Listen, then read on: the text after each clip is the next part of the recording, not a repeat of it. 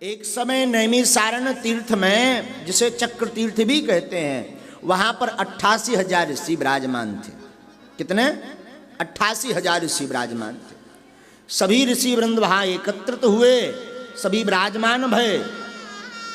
तो सभी ऋषियों का काम है रिसर्च करना, मुनियों का काम है मनन करना। मुनि का अर्थ होता जो मनन करता। तो सब ऋषियों ने और मुनियों ने एक विचार किया। क्या विचार किया? आने वाले समय में कलयुग नाम का एक युग आ रहा। कलयुग में बहुत पाप होंगे, लोग झूठ बहुत बोलेंगे, असत्य का अनुकरण करेंगे, नाम चर्चा नहीं करेंगे, भगवान की कथा नहीं सुनेंगे, तो उन कलयुग के प्राणियों का कल्याण कैसे होगा? ये मन में विचार ऋषि और मुनि सब कर रहे थे। उसी समय व्यास जी के परम शिष्य पौराणिक सूत जी महाराज अपने शिष्यों के साथ उस स्थान पर पधारे। श्री सूत जी को आता देख करके 88,000 ऋषियों ने बार बार चरणों में प्रणाम किया और श्रद्धा पूर्वक उन्हें साष्टांग दंडवत प्रणाम करके सभी ऋषियों ने श्री सूत जी को बैठने के लिए आसन दिया।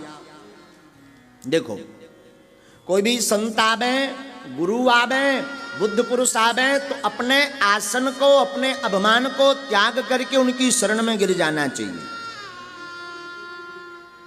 सभी ने प्रणाम किया तो श्री सूत जी से कहा ऋषियों ने कि हे भगवान, आपका आना बहुत उचित हुआ, आप सही समय पर पधारे, आपका शुभागमन बड़ा मंगल है। महाराज, आप नहीं आते तो हम लोग सब शोक की नौका में डूब रहे थे, लेकिन आप हमारा उद्धार करने के लिए पधार गए। तो श्री सूत जी कहते हैं कि अरे ऋषियों, इतनी चिंता क्यों कर रहे हैं? आखिर क्या कारण है चिंता का? तो सभी मुनि हाथ जोड़ करके कहते हैं, महाराज, आगे कलयुग जैसा एक भयंकर युग आ रहा। कलयुग में ना धर्म होगा, ना आस्था होगी, ना निष्ठा होगी। और महाराज, धर्म तो होगा परंतु लोगों पर समय नहीं होगा कि वो तप कर पाए, यज्ञ कर पाए, पुण्य कर पाए, पूजन कर पाए, भजन कर पाए। इतना समय नहीं। यहाँ दम दम में होती है पूजा, सर झुकाने की फुर्सत नहीं है। यहाँ दम दम में होती है पूजा। महाराज, कलयुग के लोग बड़ी जल्दबाजी में भगवान की पूजा करेंगे, परंतु उनका कल्याण कैसे होगा? आप कृपा करके बताइए। देखो, गुरु और संत के प्रति उपकार क्यों मानना है? क्योंकि संत और गुरु और माता पिता 24 घंटे हमारे कल्याण के लिए ही प्रयत्न करते रहते हैं। बोलो सीताराम। तो महाराज, कलयुग के लोग धर्म कर्म नहीं करेंगे, भजन नहीं करेंगे, तप नहीं करेंगे, यज्ञ नहीं करेंगे, दान नहीं करेंगे, उनका कल्याण कैसे होगा? हमारी चिंता को मिटाइए। ओहो, सौनकादिक ऋषियों की प्रार्थना सुनकर के श्री सूत जी बोले, अरे ऋषि गणो, आप धन्य हैं, आप धन्य हैं। आपने सभी मनुष्यों के कल्याण के लिए ये सुंदर प्रश्न किया। इस प्रश्न से लाखों लोगों का कल्याण होगा। आप सत्य पुरुष कहलाने योग्य हैं। देखो मुनियों, आपने जो प्रश्न किया, इस प्रश्न से अनेकानेक लोगों की चिंता मिटेगी, दुख हटेगा, पीड़ा हटेगी। आपने बड़ा सुंदर प्रश्न किया। हे मुनियों, श्री सूत जी कहने लगे, हे मुनियों, यही प्रश्न एक बार नारद जी ने भगवान विष्णु से किया था।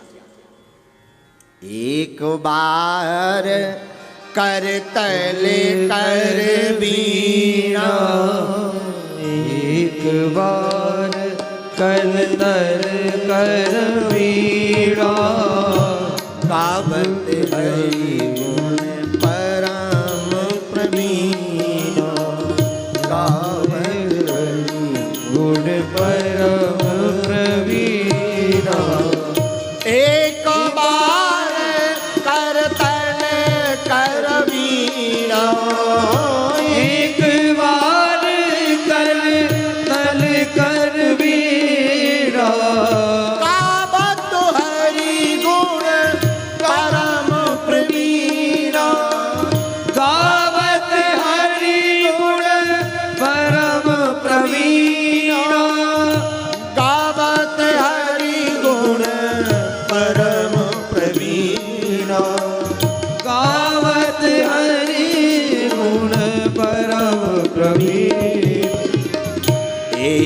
बार करे तैरे मीरा, एक बार कर मीरा।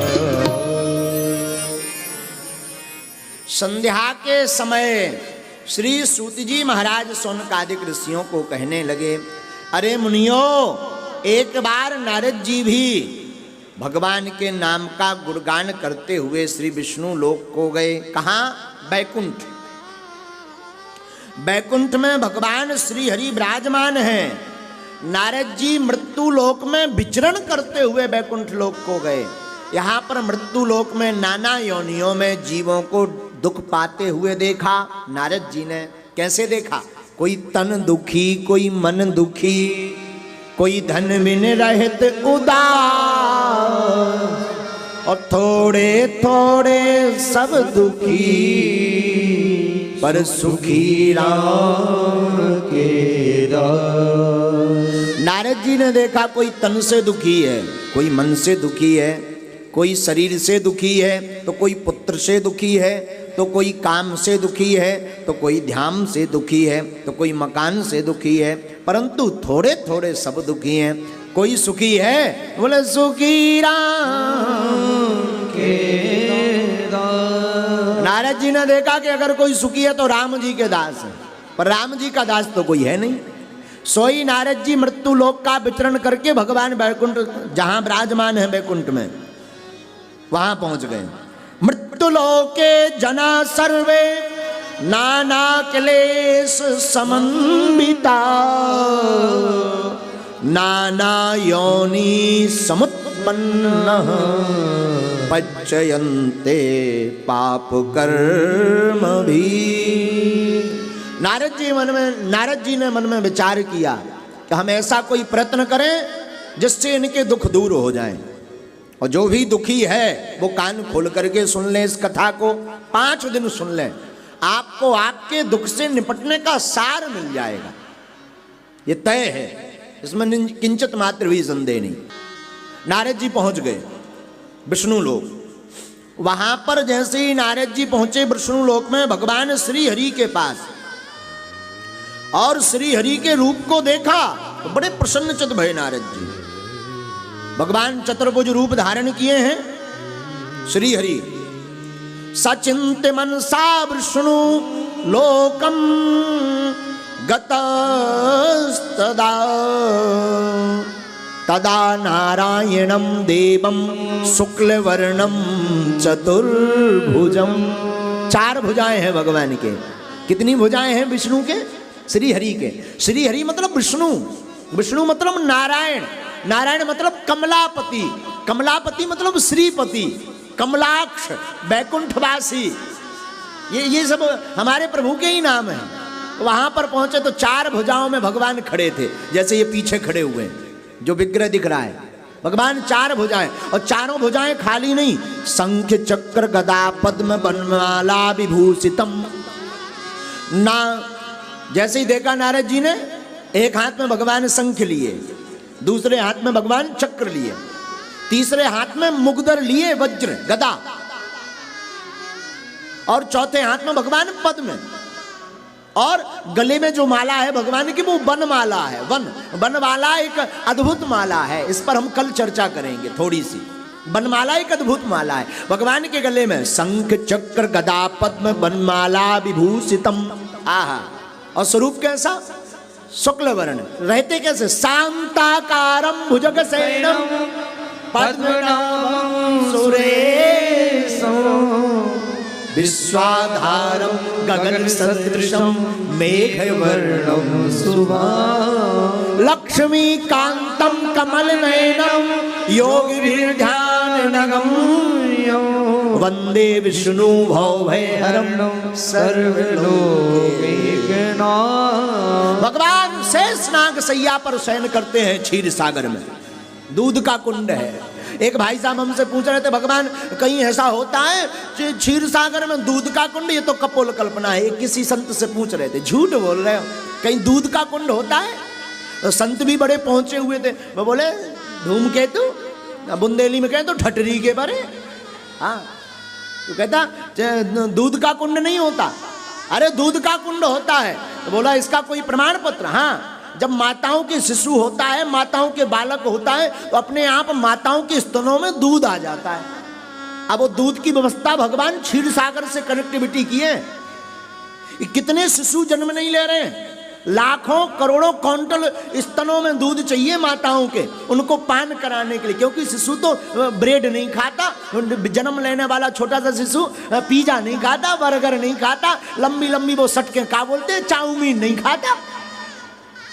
वो तो माँ का स्तन पान करता, जिसे अमृत कहते हैं, जिसे अमृत कहते हैं। तो माँ का स्तन पान, तो वो जो माँ के स्तनों में दूध आता वो कहाँ से आता?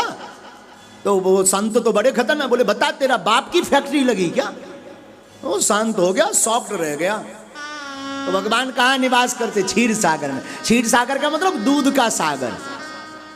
शांताकारं भुजगसेनं पद्मनाभं सुरेशं विश्वाधारं गगन सदृशं मेघवर्णं शुभांगं लक्ष्मीकान्तं कमलनयनं योगिभिर्ध्याननिगम्यं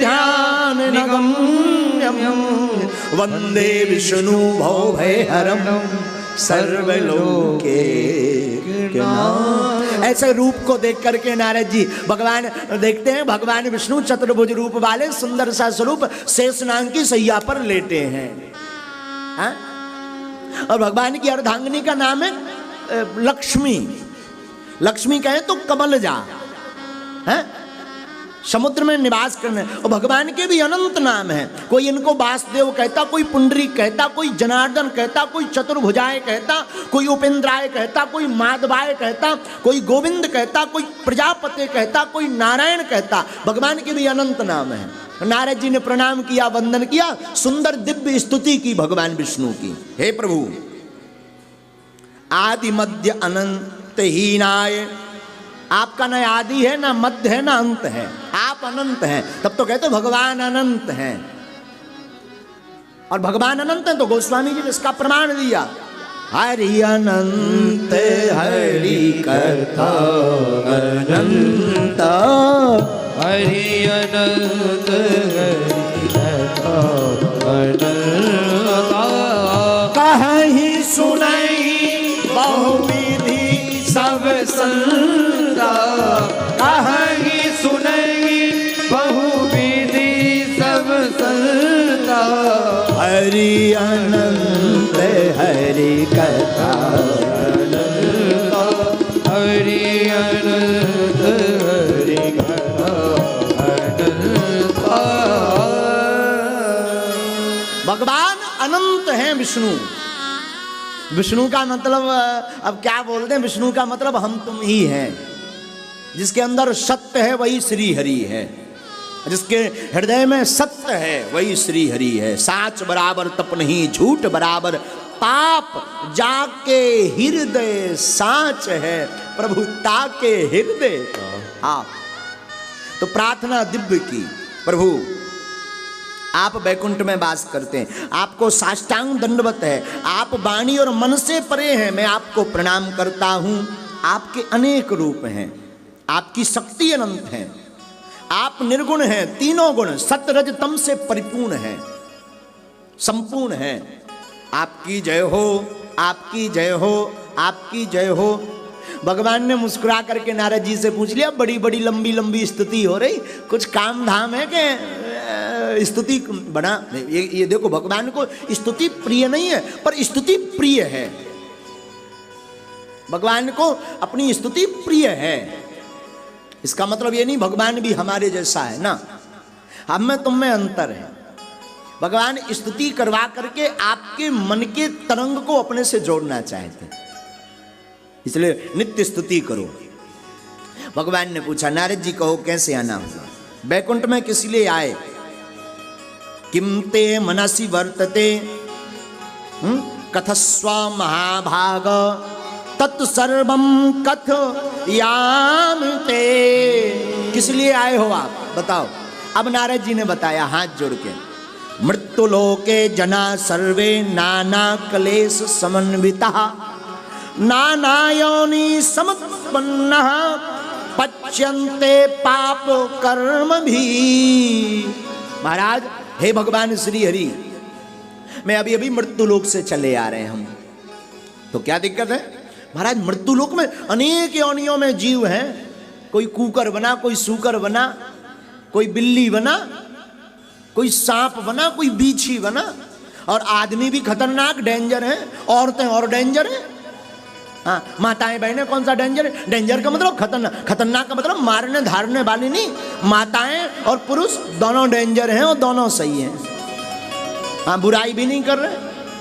तो महाराज, बहुत से अनेक अनेक योनियां हैं, लेकिन जितने भी योनियां हैं ना, सब दुखी हैं।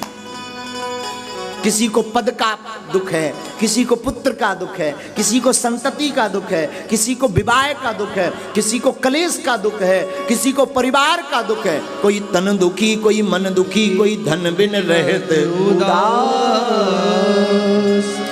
कोई उपाय बताओ आप, जिससे इनका दुख कम हो जाए, इनका संकट कम हो जाए। हमें दुख देखा नहीं जाता। भगवान को ये बात बताते बताते नारद जी की आंखों में आंसू आ गए। धन्य है नारद, आपने ये जो प्रश्न किया ना, अपने लिए नहीं किया। भगवान ने कहा, देखो, तरुवर फल नहीं खाते हैं, नदी न अचवे नीर,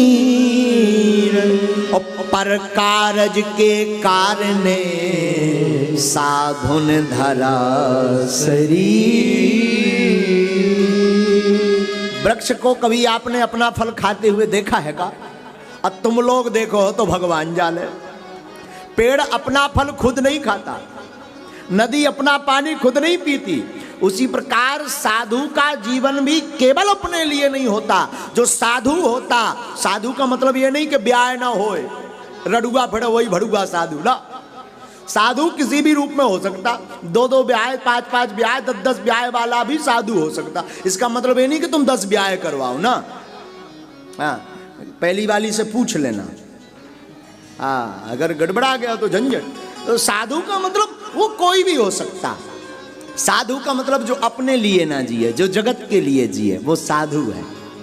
जो अपनी आय, अपनी संपत्ति को जन कल्याण में लगा दे, तब तो सत्यनारायण की कथा, हमारे पूज्य सन्यासी बाबा दादा गुरुजी साधु हैं, क्योंकि वो आने वाली चढ़ोत्री को भंडारे में, वो कन्या विवाह में लगाते हैं। ये साधु हैं। और ये कथा भी प्रेरणा दादा गुरु ने जी, ये सत्यनारायण बाचो, क्यों? इससे जो हो उससे कन्याओं का विवाह करवाए। ये साधुओं के लक्षण है। दादा गुरु जी साधु थे, सन्यासी बाबा साधु हैं। तो पर कारज के कारण साधुन धरा शरीर। अरे भैया, दूसरों के कल्याण के लिए साधु शरीर रखते हैं। नारद जी का ये प्रश्न देकर के भगवान विष्णु प्रसन्न हुए। हे नारद, तुमने बहुत बड़ी बात पूछी, मैं एक छोटा सा उपाय बताता हूं नारद तुम्हें। जो मानव कलयुग में इस उपाय को कर लेगा, निसंदेह महापुण्य देने वाला, कलयुग का उत्तम व्रत, दुख रोग आदि को दूर करने वाला, बंधन से मुक्त करने वाला, संतानहीनों को संतान प्राप्त करवाने वाला, निर्धन को धन देने वाला, मोक्ष प्राप्ति का मनोरथ रखने वालों को मोक्ष देने वाला परम उत्तम व्रत है, जिसका नाम है भगवान सत्यनारायण व्रत कथा। नारद जी, एक कथा है। कौन सी? जिससे धन दान की प्राप्ति होती, निर्धन धनीवान धनवान बन जाता है, बंधन में पड़ा हुआ व्यक्ति बंधन से मुक्त हो जाता, भय को भयहीन होकर के निर्भय बन जाता, संतानहीनों को संतान की प्राप्ति होती और भक्त को भगवान की प्राप्ति होती। ऐसी एक व्रत कथा है।